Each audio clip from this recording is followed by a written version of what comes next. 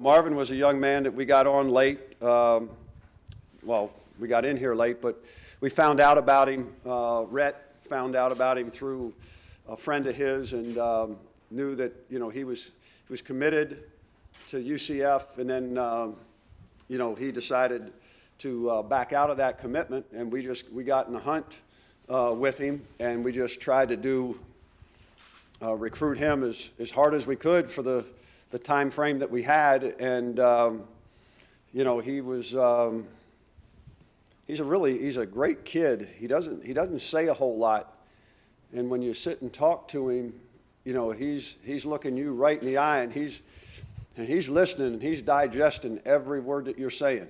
And so you needed to make sure that you were upfront and honest with him, and because as much as you try to read them, they're reading you too. And he was one of the ones that I thought that was a little bit more really studying me and Rhett when we would end up talking to him. But he wasn't going to come up for a visit, and we went and saw him, and we told him that just come on up and take a look, because once you get up here, you're going to find out it's totally different than what you think.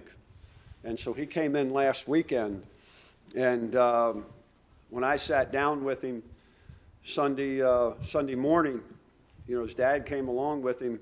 We were talking for a little bit, and his dad got up and he said, "Randy," he says, you and him, you guys talk. I'm leaving." So his dad left, and we talked about a lot of different things. It was down at Rentschler Field, because we end up down there on Sundays, and we had a real good talk. And I just told him the things that I felt could happen. I thought that he needed to kind of get out of his comfort zone a little bit, being from Florida and getting away. And just really had a really good conversation, with him. And then finally, I think about, when was it? Monday night.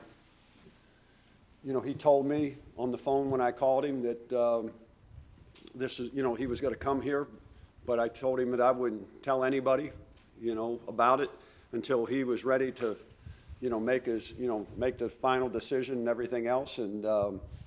And really, that's how we got him.